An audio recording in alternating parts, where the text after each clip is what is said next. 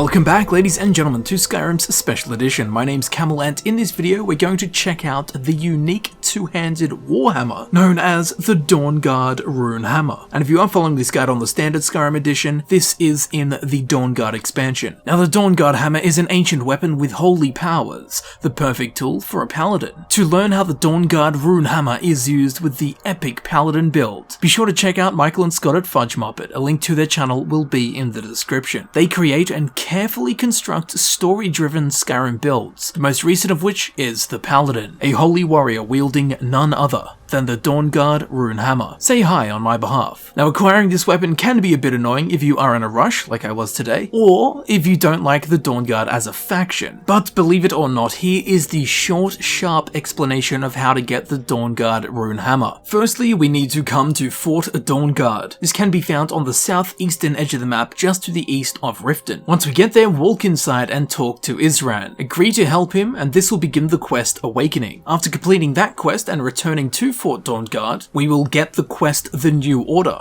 in which we'll have to hunt down and recruit Gunmar and Soreen Jurard. Once we recruit them and bring them back to Fort Dawnguard, the next quest we will get is called Prophet. During this quest, we will have to rescue the Moth Priest Dexian Evicus. Now, after rescuing him and bringing him back to Fort Dawnguard, we'll want to talk to Soreen Jurard once again, the lady whom we recruited during the earlier quest A New Order. Once talking to her, she'll begin the quest Bolstering the Ranks, in which we have to rescue Laurentius Banius. And once Laurentius has been rescued and settled back into Fort Dawnguard, we will be able to get the side quests from him by asking, "How can I help?" He may redirect us to other members of the Dawnguard and say we need to help them first, or he may just give us the quest straight away. Regardless, eventually he will give us the quest Lost Relic, in which one of 3 relics will have to be recovered, the Dawnguard Rune Hammer being one of them. We can get the quest Lost Relic 3 times, so all 3 items can be obtained in one playthrough. Of course, if you want the Dawnguard Rune Hammer, continue accepting and completing the Lost Relic quests until you are assigned to recover and return the Dawnguard Rune Hammer. The locations will also be randomized, so they cannot be recovered before getting the quest. So the quest Lost Relic may be the first quest you get, or you may have to do every single other side quest before finally getting Lost Relic. The sequencing of the side quests appears to be randomized. So now that we finally have it, let's check it out. The Dawnguard Rune Hammer. It has a base damage of 22, which is the same base damage as a Dwarven Warhammer. It has a swing speed of 0.6 swings per second. This leaves us with a base DPS of 13.2. It has a reach of 1.3. Its weight is 26. Its value is 500. It can be upgraded with a steel ingot and only requires the steel smithing perk to be upgraded. And the enchantment Bashing a Surface places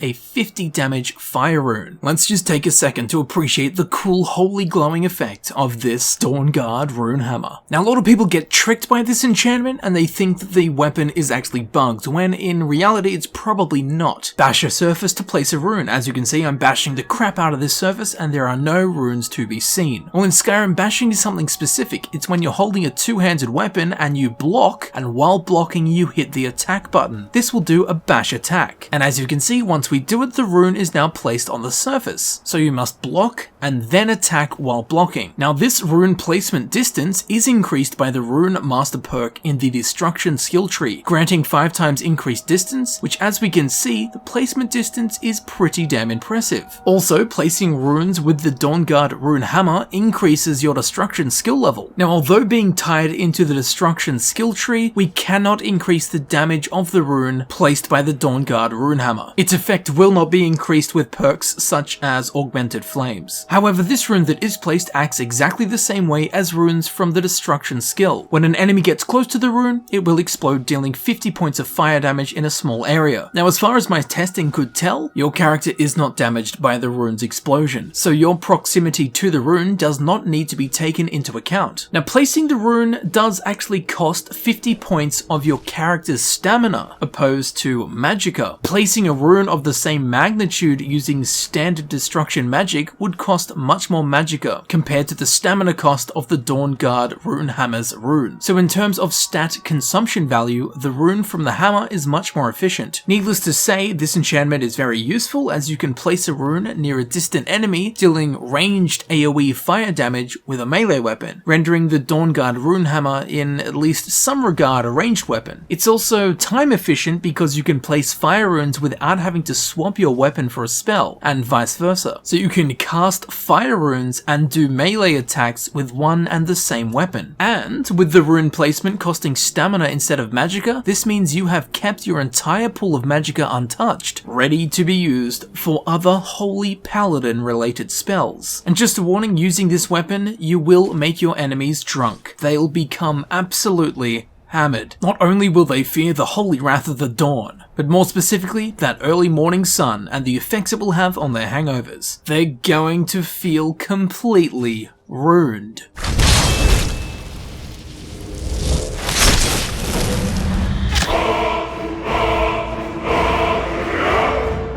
And there you have it, ladies and gentlemen. I've been Camel, and this has been my guide of both how to acquire and also how to use the unique two-handed warhammer in Skyrim, known as the Dawnguard Rune Hammer. Again, if you want to see this hammer applied very cleverly to a very well thought out and story-driven, role-playing driven build, the Paladin, be sure to check out Michael and Scott over at Fudge Muppet. Again, a link to their channel will be in the description, where you can see their new Paladin build using this very weapon, the Dawnguard Rune Hammer. If you did enjoy this video and you found it helpful in some way, I think you might be very interested in clicking on the playlist button on screen. This of course will take you directly to my Fallout 4 Guides playlist, where you can select the videos that you wish to watch freely. Individual links will of course also be in the description if that's how you roll. And with all that said, I would like to thank you very much for watching. It's been an absolute pleasure having you here with me discovering the effects of the Dawnguard Rune Hammer, and I will see you very shortly in the next video. I'll see you there soon.